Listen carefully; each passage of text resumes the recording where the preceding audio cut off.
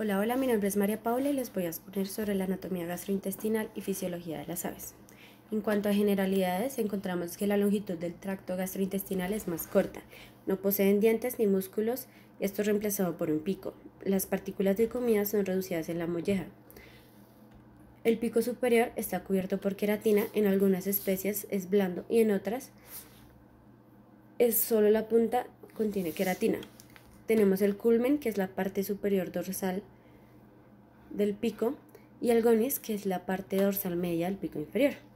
El diente de huevo es una protuberancia que es utilizada durante la eclosión y se cae después de esta. No poseen paladar blando, contienen una fisura longitudinal que conecta la parte nasal y la parte oral. La hendidura infundibular es la abertura al canal auditivo. Las crestas ayudan con la abertura de semillas. La lengua presenta púas cubiertas por mucosa que es producida por la glándula salivar mandibular. En especies piscívoras, esta está cubierta por papilas. En especies de rapiña, su porción rostral es dura y áspera. En patos que cuelan la comida, tiene forma de pala con bordes laterales y doble fila de cerdas. En lenguas que son utilizadas para ayudar a tragar los alimentos, poseen papilas caudales y cerca de la raíz. En cuanto a las glándulas, estas son bien desarrolladas en especies granívoras, menos desarrolladas en aves rapaces y poco desarrolladas en aves piscívoras. La glándula maxilar, palatina y esfenoterómidas se encuentran en el paladar.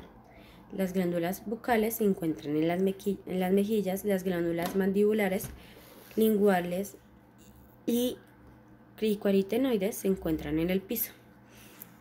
En cuanto a las papilas gustativas, se encuentran en el piso superior, mandíbula anterior y el epitelio mandibular. En pollos hay más de 300 papilas. El esófago carece de esfínteres esofágicos superiores e inferiores. El esófago cervical se expande y forma un cultivo que tiene como principal función el almacenamiento de alimentos. El saco esofágico y el cultivo poseen un epitelio estratificado escamoso, incompleto de queratina y glándulas mucosas, que se encuentran en el esófago torácico. También tenemos el montículo laríngeo, que tiene hileras de papilas carniformes que ayudan al movimiento del alimento. También tiene unas fibras adrenérgicas y tiene como función transportar el alimento desde la faringe hacia el estómago. Posee 4 capas: mucosa, submucosa, muscular y serosa, con células musculares lisas. El esófago se divide en cervical y torácico. El torácico está inervado por nervios parasitarios del tejido y la porción cervical está inervada por el vago y el plexo colíaco. El estómago está compuesto por 2 cámaras, proventrículo y molleja. El proventrículo es distendible y grande en carnívoros, pequeño en especies granívoras y es de secreción ácida.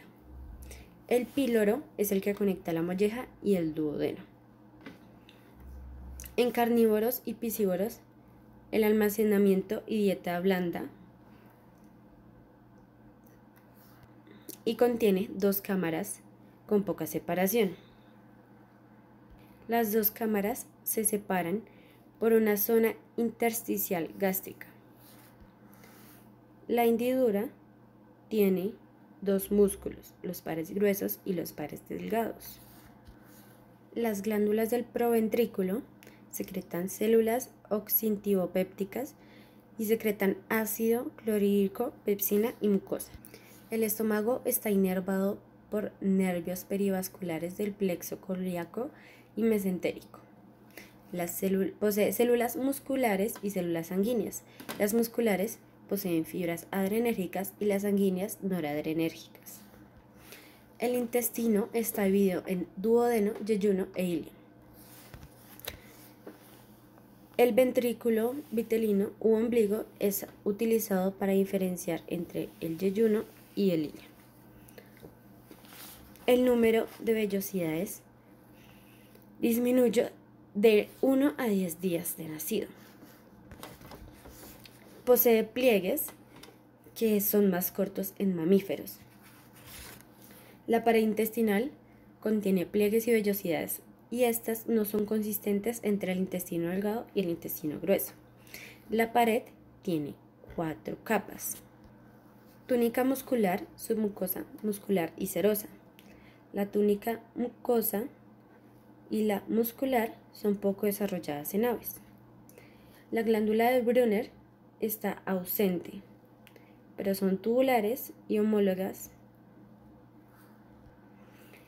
El epitelio contiene células caliciformes y endocrinas. Las criptas de Lieberkühn contienen células indiferenciadas, vasos caliciformes, linfocitos, leucocitos globulares y células de Paneth.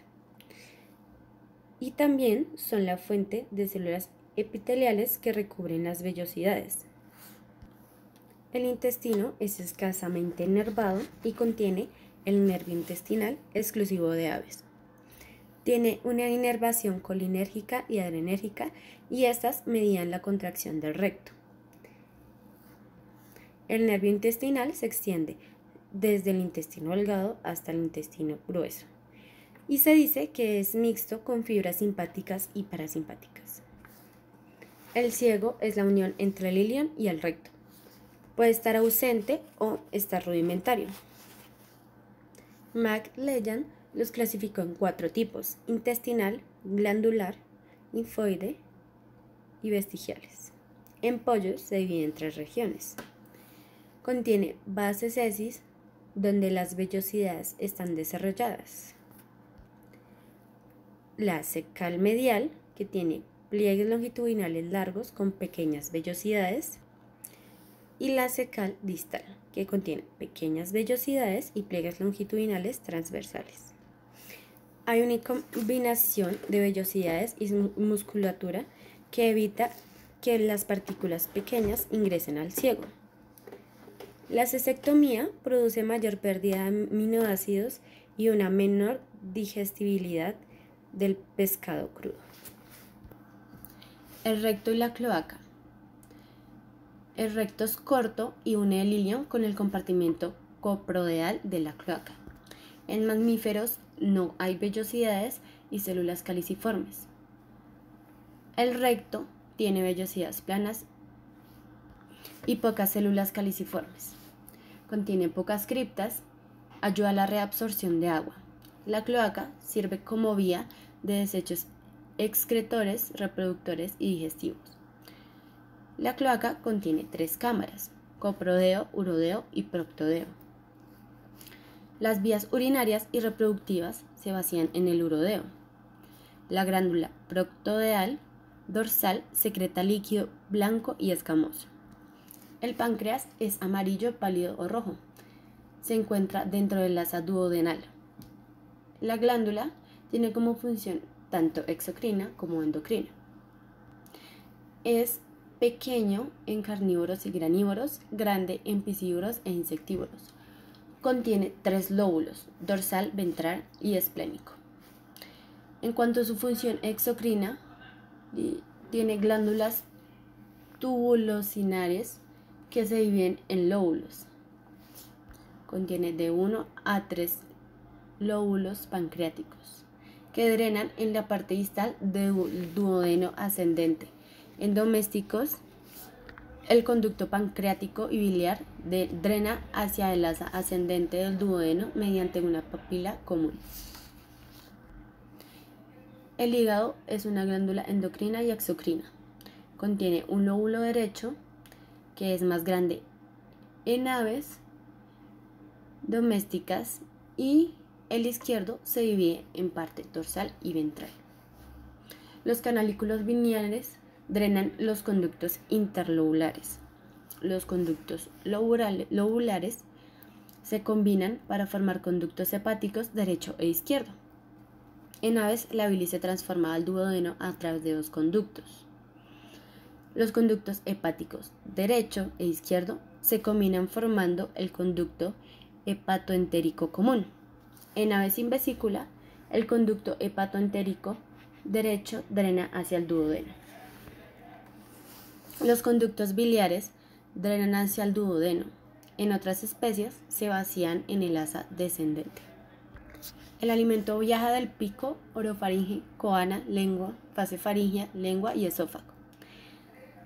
En una ave en ayunas, la capa muscular longitudinal borra la físula del estómago, evitando que el bolo ingrese. Llenando la molleja, la físula luvial esofágica se relaja e ingresan los alimentos. El cultivo actúa como sitio del almacenamiento de alimentos. Los alimentos son evacuados por contracciones de la pared del cultivo. Durante el peristaltismo primario cesa la actividad eléctrica y se da la inhibición de los músculos. Su velocidad no depende del tamaño de las partículas de comida. La peristalsis primaria está medida por el sistema nervioso extrínseco. El sistema nervioso entérico no produce peristalsis. El nervio glosofaríngeo puede interrumpir el peristaltismo cervical y esofágico torácico. En cuanto al ciclo gastrointestinal, está regulado por ondas lentas que surgen de las células intersticiales. Se propagan a través del músculo liso longitudinal. El estómago de la mayoría de las aves carece del músculo liso y no muestran ondas lentas. Durante el ciclo gastrointestinal se da la contracción muscular del estómago y el ritmo se acelera. El píloro se abre y el contenido gástrico fluye hacia el duodeno. Se contrae el duodeno seguido de la relajación del músculo estomacal y una contracción de los músculos gruesos. Se completa con la contracción del estómago glandular. El estómago muscular de las aves rapaces carece de dos pares de músculos.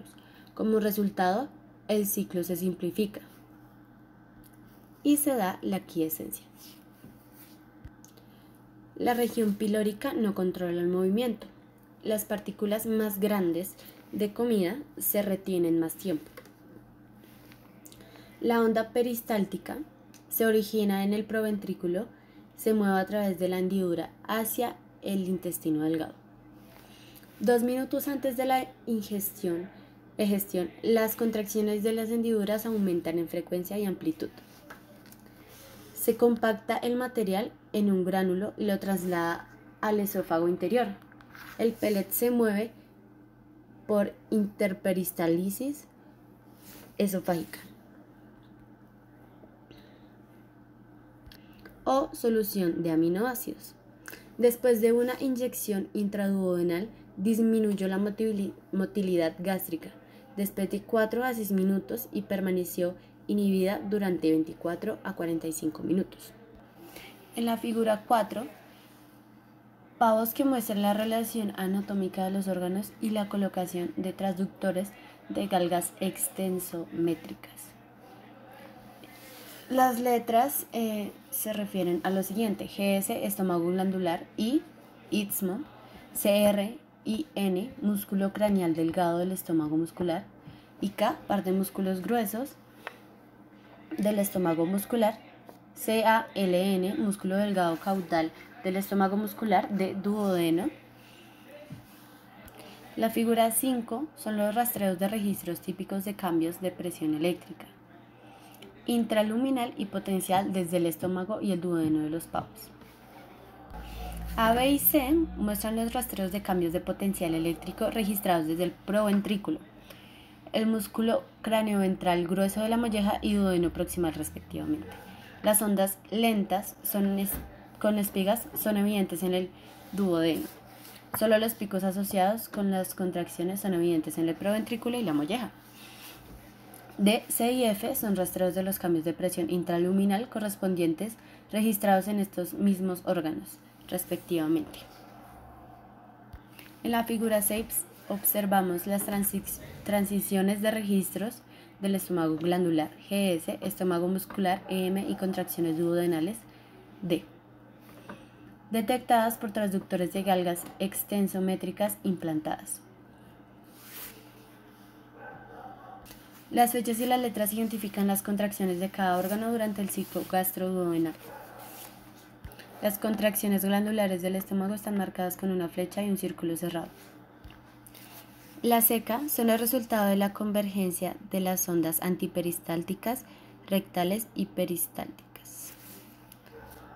Ileales. El 87 y 97% del líquido cecal se origina en la orina. Las evacuaciones en pavos jóvenes duran dentro de 1 a 5 minutos, 4 a 5 contracciones en 2 minutos antes de la evacuación. Hay dos tipos de contracciones. Una de amplitud baja que tiene una velocidad de 2.6 minutos y una de amplitud alta que tiene una velocidad de 1.2 minutos. La de amplitud alta está relacionada con la mezclación y la amplitud alta está relacionada con la evacuación. El recto presenta una antiperistalización casi continua. La motilidad es responsable de transportar la orina del urodeo al colon y a la ceca. Hay dos tipos de ondas, lentas y pequeñas, de corta duración y grandes de larga duración. Las SSW, que son las lentas y pequeñas, y las ISW, que son las grandes y largas. Las primeras son antiperistálticas y las segundas son grandes contracciones, pero radiográficamente. La frecuencia del SSW es más alta en el colon distal. La ISW es más alta en el colon proximal. La SSW surgen del colon distal y son responsables del movimiento antiperistáltico, y la ISW surgen del colon proximal y producen un movimiento peristáltico. 10 minutos antes de la defecación, la amplitud de la SW disminuye y la de ISW aumenta, como se puede observar en la figura 9.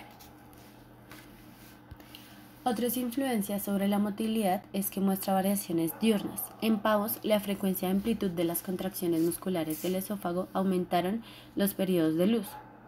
El aumento y disminución de las contracciones gástricas coincidieron antes de luces encendidas y luces apagadas. El ritmo continuo con las aves estaban en ayunas. En 24 horas de ayuna, la vista de los alimentos aumentó las contracciones y cuando comieron aumentaron aún más. Se presentan tres fases. La fase intestinal, que es la entrada de alimentos en el duodeno, disminuye la frecuencia de las contracciones gástricas. La fase cefálica, mediada por el sistema nervioso, componente endocrino no identificado que aumenta la motilidad. Y la motilidad es influenciada por anestésicos.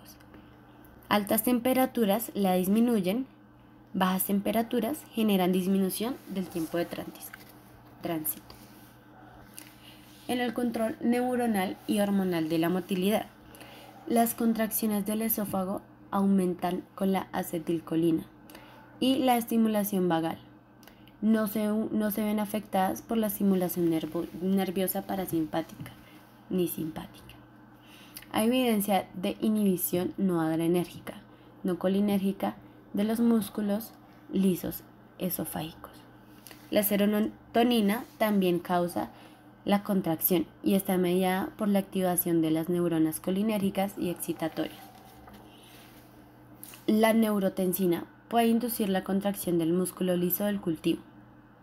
Las contracciones inducidas por la estimulación vagal incrementan por la presencia de histamina.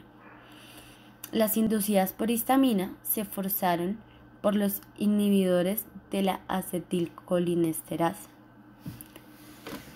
La histamina modula por los receptores H la liberación de ACH. Controla la contracción del esófago.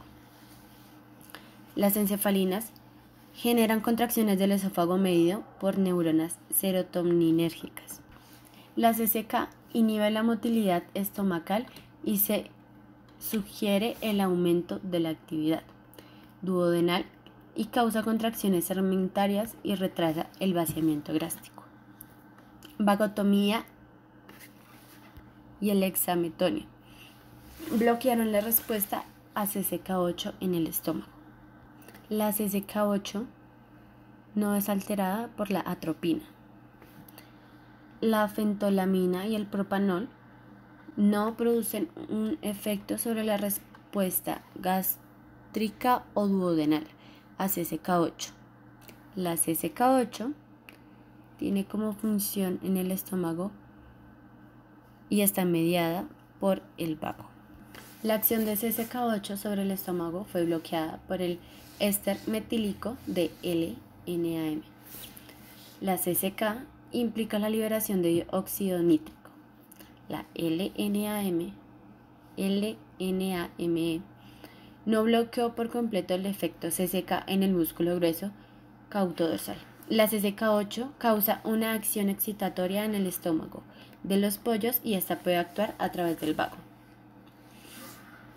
La estimulación eléctrica del cultivo causa una contracción y gracias a la liberación de ACH y puede ser bloqueada por la atropina. La neurotensina, bombecina y la sustancia P causan contracciones resistentes a la atropina.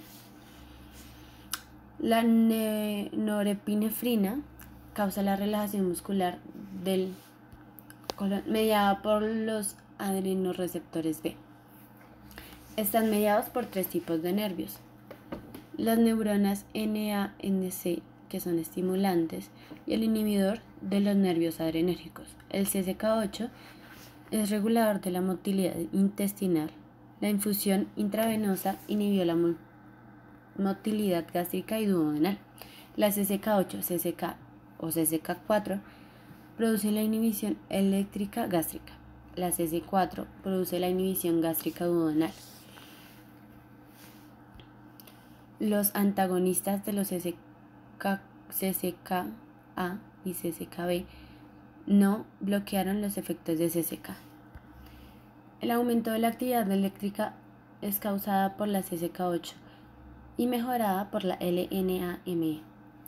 El óxido nítrico es un inhibidor tónico de la actividad eléctrica duodenal.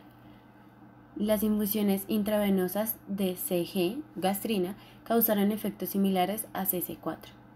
El receptor en el estómago reconoce a CCK y CG, que es la gastrina. Los efectos de morfina fueron bloqueados por la naloxona. Las altas dosis de naloxona redujeron la motilidad gastroduodenal. En la tabla 2 podemos observar la frecuencia media y amplitud de contracciones pequeñas y grandes en ondas lentas pequeñas y grandes en los rectos de los pavos. Y en la tabla 3, la distribución y frecuencia de las células endocrinas en el tracto gastrointestinal aviar. La velocidad de paso consta de componentes sólidos y líquidos. Se usaron marcadores insolubles como el arroz con cromo, arroz con celio, el CR2O5 o gránulos de plástico radiopaco. Y marcadores solubles como el CR-EDTA o rojo fenol para medir el tiempo de transición de líquidos. Los marcadores insolubles aparecen por primera vez en la excreta de 1,6 a 2,6 horas después de la ingestión. El tiempo medio de retención para los marcadores insolubles varió de 5 a 9 horas dependiendo de la naturaleza y su tamaño. En pollos de engorde el tiempo de retención no es diferente, pero el tiempo de paso por el tracto digestivo sí lo es. Al agregar lípidos y proteínas aumenta el tiempo de paso y el aumento de temperatura disminuye el tiempo de tránsito. En la boca, las glándulas salivares secretan mucosa y según la especie amilasa. El volumen de secreción salival varía en gallos de entre 7 a 25 mililitros. Las glándulas cumplen como función la lubricación de alimentos y permite que bajen por el esófago. En algunas especies funciona como recubrimiento adhesivo en la lengua para capturar insectos. En cuanto al esófago y el cultivo, no es importante en la digestión química. Lo que hace es que complementa la secreción de saliva. Puede producirse una digestión de carbohidratos en el cultivo gracias a la amilasa. El almidón se hidroliza dentro del cultivo, donde puede ser absorbido, convertido en alcohol láctico u otros. Se produce amilosis en el cultivo. La cropectomía no tiene efecto sobre la tasa de crecimiento en pollos, pero disminuye la tasa de crecimiento cuando la ingesta es limitada. La leche de cultivo se produce durante la temporada de reproducción bajo la influencia de prolactina.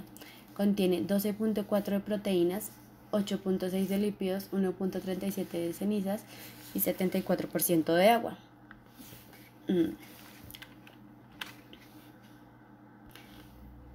El estómago posee células oxinticopépticas que se encuentran en aves que secretan ácido clorhídrico y pepsinógeno, que se convierte después en pepsina.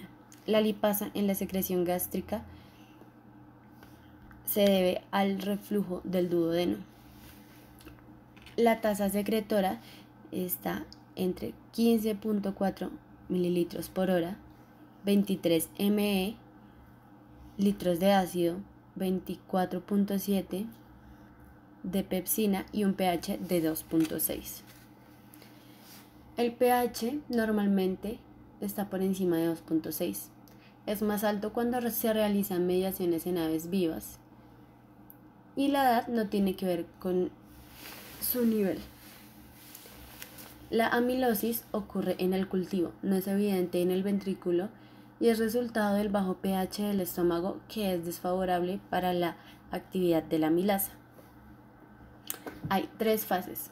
Ocurre en el cultivo y no es evidente en el ventrículo y el resultado. Las 3 fases son la cefálica, que es el aumento de secreción de los iones H, y pepsina, causada por la vista, olor o expectativa de alimentos. La otra fase es la gástrica y la tercera es la intestinal. La estimulación vagal aumenta la tasa de secreción gástrica, estimulada por neurotransmisores que activan junto con la ACH. La inyección de insulina inhibe la secreción gástrica de H sin afectar la secreción de pepsina. La pepsina del pato tiene un pH de 4, es estable hasta 7.5 e inactiva a 9.6. La CG tiene funciones secretoras. Su función aumenta la secreción de ácido y pepsina. La gastrina no tiene un efecto sobre las contracciones de la vesícula biliar y la secreción pancreática. La fase intestinal en la secreción gástrica está controlada por varias hormonas como CSK, secretina y páncreas aviar. La APP es liberada por el páncreas y no actúa en la fase cefálica y aumenta la secreción de ácido gástrico y pepsina. La CCK estimula la secreción del ácido gástrico. La secretina estimula la secreción ácido y pepsina. Y la inyección de cimetidina bloqueó los receptores H, elevó el pH del proventrículo. Esta es la bibliografía de donde saqué toda la información. Muchas gracias.